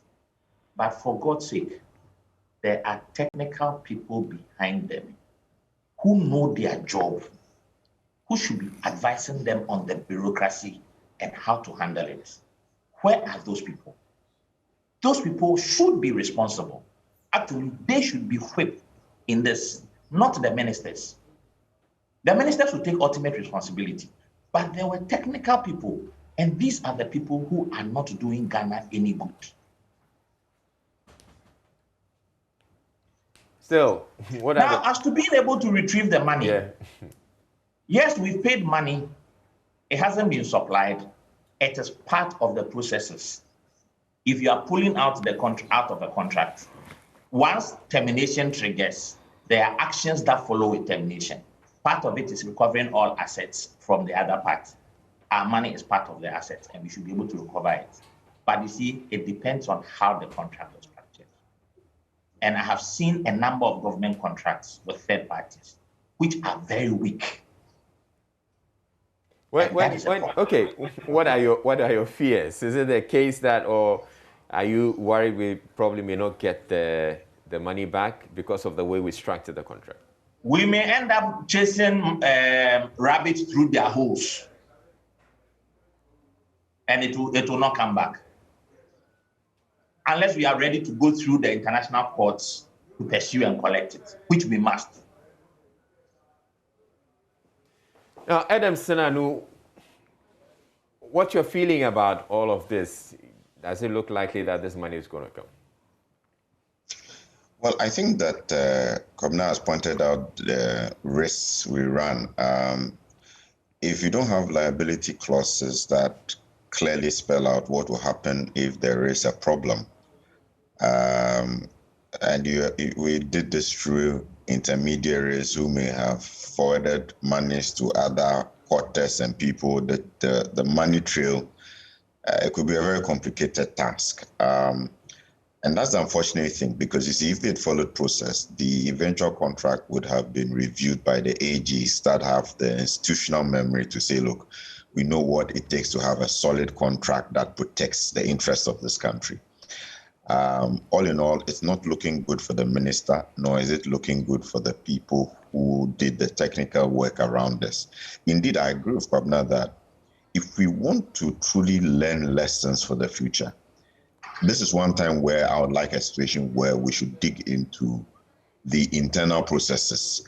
And so who was the one who was eventually responsible for this contract and advised that it could proceed? It should not be left at the position of the minister, because that's where we keep repeating this. But when we begin to get into the technocrats and make sure that people are held accountable, people are sanctioned, we will prevent a situation where often, and sometimes we could even have an internal mafia who intentionally influence this whole thing at the expense of the minister. I mean, these guys have become set up the minister? Smart.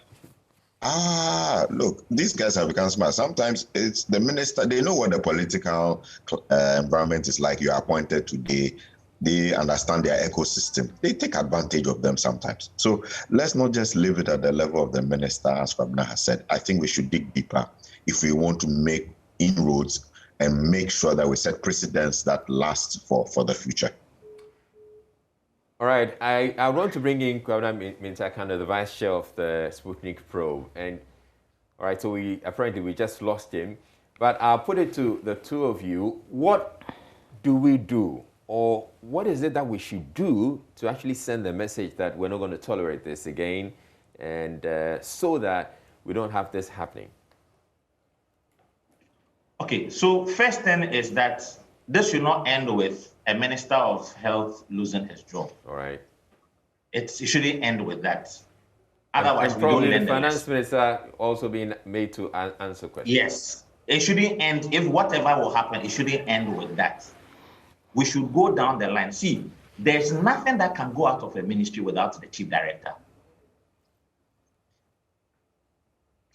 If the chief director signs, it can go through the bureaucracy without the minister knowing. So if we dig deeper, we can find out that it is possible that the minister was blindsided.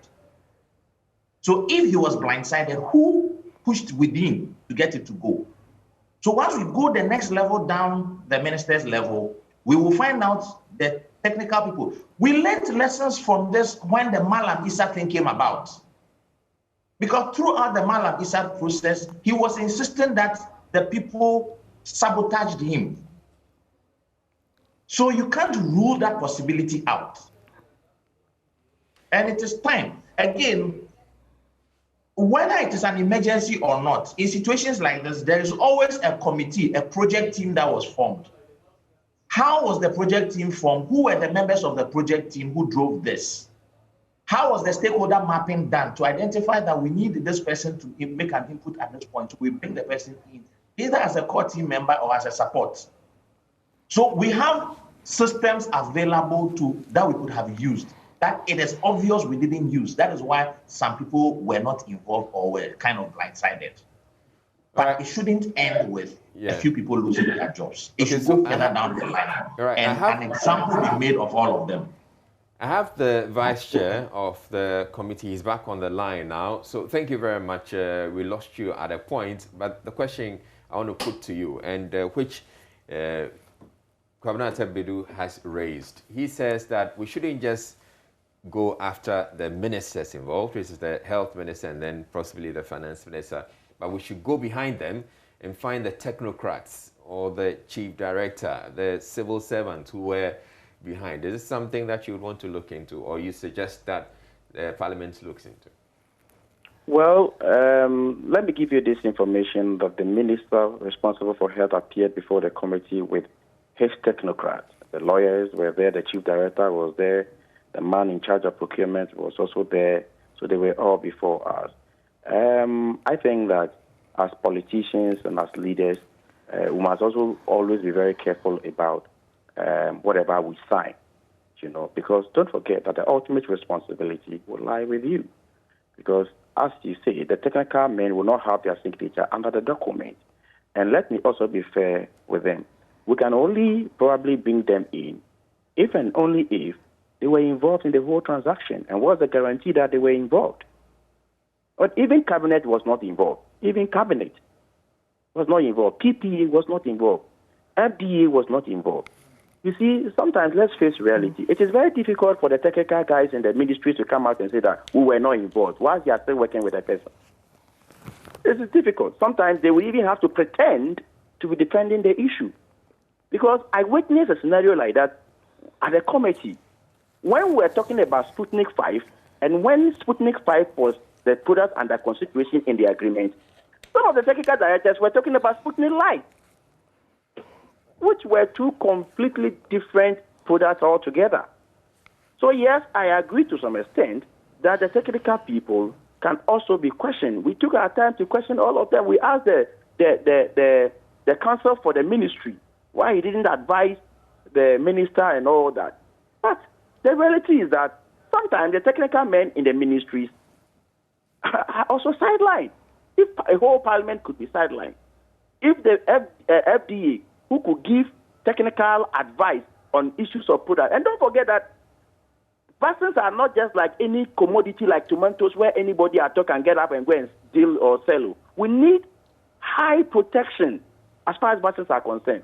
Look, Israel, let me give you this simple scenario. You remember when they said they were finding it difficult to deal with, government to government? Yeah, then, the Russian authorities. Exactly. Myself and my colleague, Honorable Kujota Blakwa, went to the Russian embassy. And we had a lengthy discussions with the ambassador and his officials. Okay? Because of diplomacy, there are a lot of things we cannot say out there. But I can tell you on authority that whatever they put out before the committee was constituted were all false. And in fact... But your conversations with the diplomats, the Russian ambassador, didn't yield any vaccines, did it? We didn't go there to go and procure vaccines. That's not what we went there to do. Yeah, but the minister says he reached out to the foreign affairs minister. They reached out to the authorities. They couldn't get the vaccines. No, what he said was that he had engaged the deputy ambassador for Russia in the first place, if you recall, and you can probably go back and play all. You can also refer to one of their press release. It is clearly stated there, which of course we don't even have anybody like the deputy ambassador at the Russian embassy. It doesn't even exist. You understand? It doesn't even exist. And their own exhibit and evidences that were provided to the committee shows that expression of interest to buy Sputnik 5 from Russia began way after signing this contract.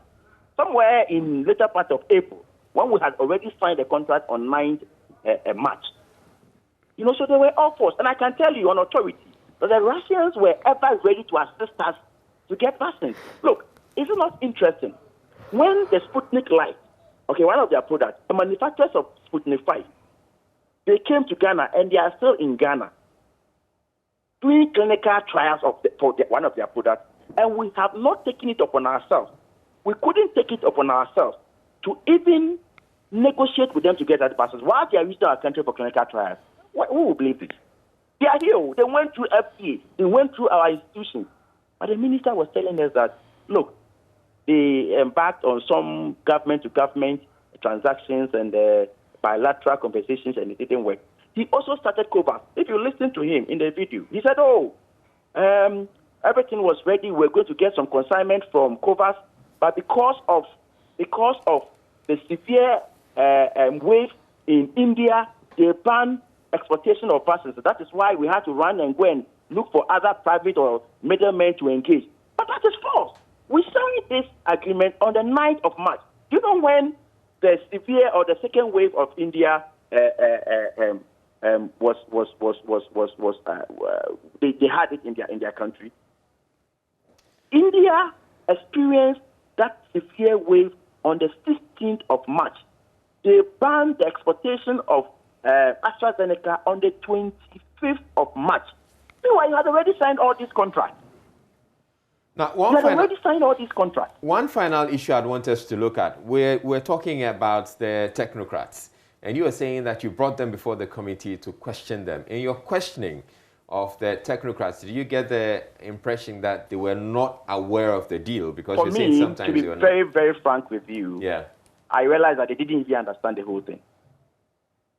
What was it that they didn't understand? They were brought. I have already told you, if you were listening, Israel, I'm telling you that when the product under consideration in the agreement was Sputnik 5, they were talking about Sputnik Light.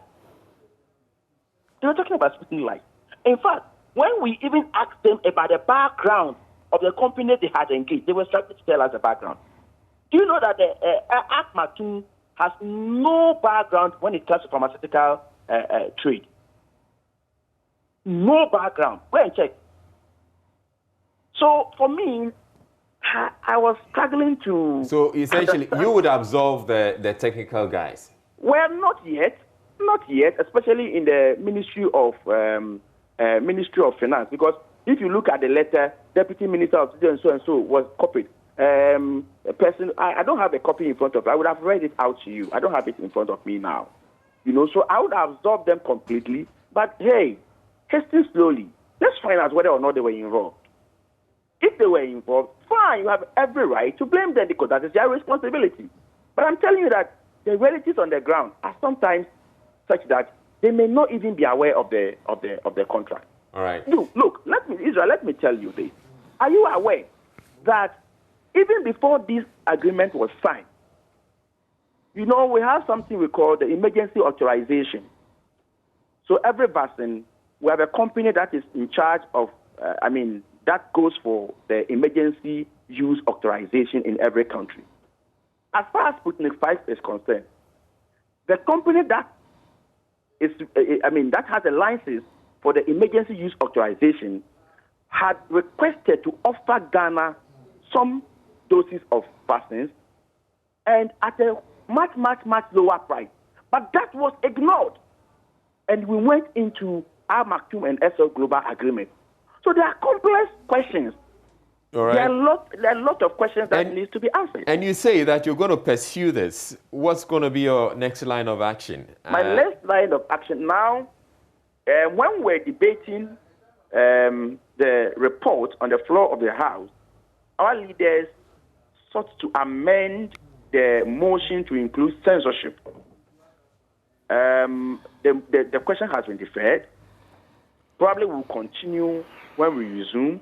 But the point is that I'm going to follow up with a parliamentary question to make sure that we have evidence to the effect that the money has really been refunded to the state and other issues. So we will. Unfortunately, that is my job. I'm the ranking member on the committee. So yes, whether you like it or you don't like it, I must also live up to expectation. So we will do our best. All right, thank you very much, Kwabena Minta Akando. He is the vice chair of the Sputnik vaccine probe, but I still have on the line Kwabena Tabedu, who's a procurement analyst, and Edem Senanu. Let's, I'll just hope that we're going to be getting this money, Kwabena Tabedu and Edem Senanu. And that, well, in addition to that, you're suggesting that we should also go after not just the ministers, but we should also go after the technocrats. Yes, in spite of Mr. Kando's his take, his observations that they didn't even seem to have enough knowledge about the Sputnik 5 and they didn't seem to know the company, etc. I think it is worth our while doing that additional investigation. What is the paper trail supporting the contracts, etc.? I mean, if you're in any other jurisdiction, they would have demanded the emails and the approval letters. So you have a chain of everything, which will show every desk on which this landed, the comments they made. Now, that is useful for approval. I mean, approval doesn't happen at a high level. I mean, there's always the supporting documents and people doing work. So a verbal engagement with a group of people may not give you the full picture. And sometimes they can pretend. So I would rather we go the full haul, get the paper trail completely, then draw a firm conclusion. I also know that their report doesn't make any finding on the minister per se. Unless I missed it, maybe it's a colleague and they are avoiding saying anything concrete. But I see that as a major gap. We should have had a recommendation that dealt with their colleague as well to show that the House is serious about these issues. Well, that's what they're saying, that they sought to bring a censure motion. It was deferred, and so to the next sitting. Okay. Yeah. All right, Mr. Thank you very much, Edem Senanu. Mr. Atabedu. You're welcome.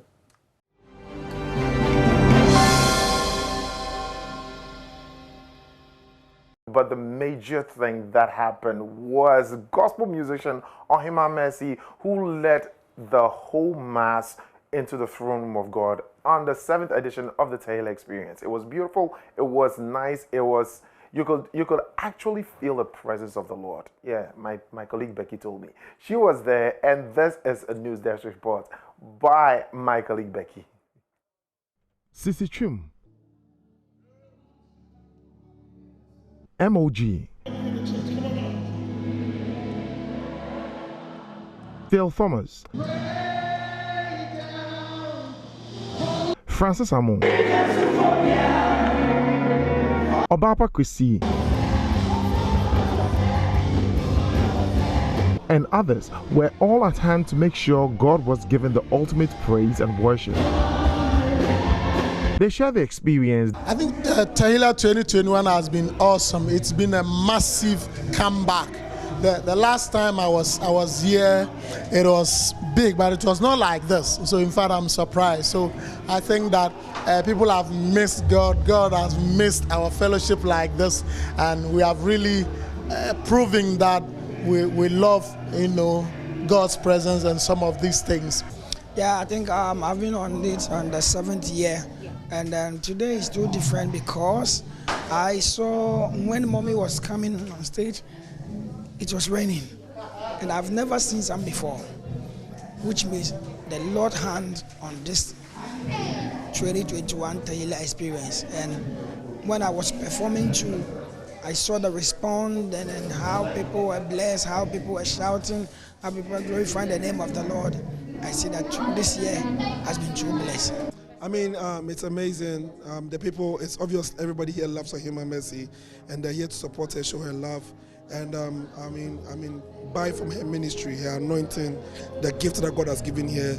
I mean, she's an asset to the country Ghana and the continent of Africa at large. So we thank God. I mean, today is just amazing, splendid. God did it again, Trust me, it's been amazing. It's awesome. I saw the advert, and I'm in Ghana. I've worked with Ohima Mercy. When I started my Praise the Lord Gospel Concert, she was one of the artists. So I said, let me come and support, and it's been blessed. Ohima Mercy, who is the organizer of the annual event, tells JoyNews that she's hopeful that next year she will move the venue to the stadium due to the constant overflow of patrons. All full. And amazingly, Reverend Anthony Kujo had this plot beside us, and amazingly, the whole place too was full. And this is God. It's been massive. It's been amazing, awesome. The presence of God was so amazing, and you could see that people are going home so much fulfilled. And I thank God for 2021 edition of Tahila Experience. You did mention up on stage that you'll be moving it to the stadium next year.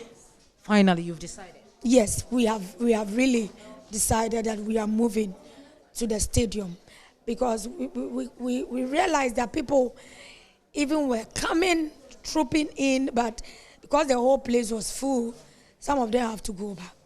So we're thinking of gathering everyone at the stadium, and we're working on it seriously. And finally, she has decided to move it to the stadium from ICGC in Spentex. And so next year, you wouldn't have to go to the Calvary Temple anymore at Committee 18. You just have to move to the stadium. But I don't know whether it's going to be the stadium or the LX Sports Stadium. That one, I don't know. But yeah, yet to confirm.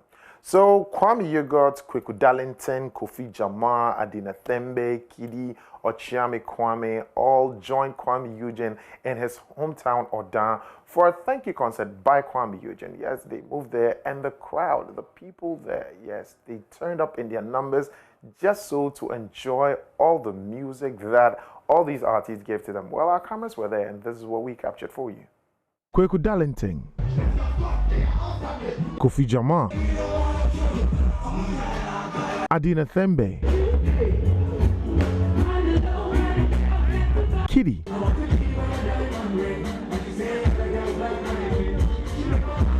Ochame Kwame were the artists who graced the stage for Kwame Eugene's thank you concert in Odan. Sharing their experience on stage, the energy from the crowd was just what they needed to give a good performance. Man, the crowd is so fun and lovely to be with, you know. They were so amazing, they were off the head, so Charlie, more energy.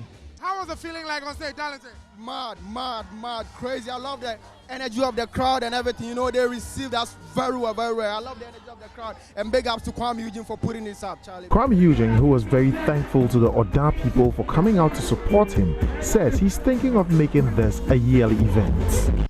You made a promise to other people that you're going to be doing this every year. Yeah, I'm trying as much as possible. I mean, it's not easy to put this together. Stage, lighting system. I mean, getting the artists to come all the way to down here, it'll be easy. I mean, to convince them, TNT, this thing, come support a brother. I mean, this whole stress, it'll be easy. So to be able to do it every year, it's a tough job. But I mean, for the love I have for my people, I try as much as possible to do it every year. Yeah. There's a thank you concert. What actually instigated it? What inspired it? What set the ball rolling for the thank you concert here in Oda? I'm just saying thank you for, I mean, accepting me to be their native son.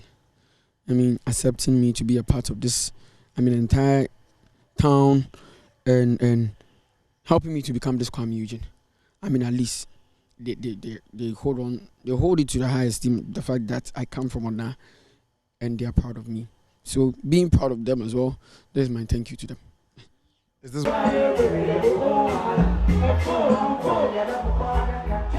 Okay, that is all time is going to permit us on the show as in our little segment, but we are sure to bring you all the entertainment every single day. But for now, anyone is easing off the morning show.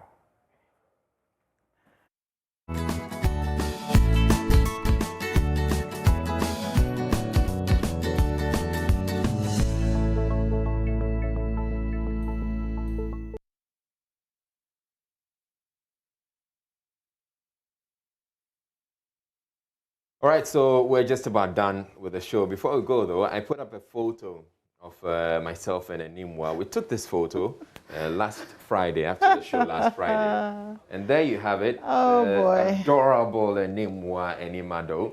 So I put up the photo, and there's this guy who thought he was photobombing us. It turned out that he just popped up in the photo. Oh, my God. And one of our colleagues, Nana Ajima says, look, your stomach gave you up in this picture. Are you proud of this?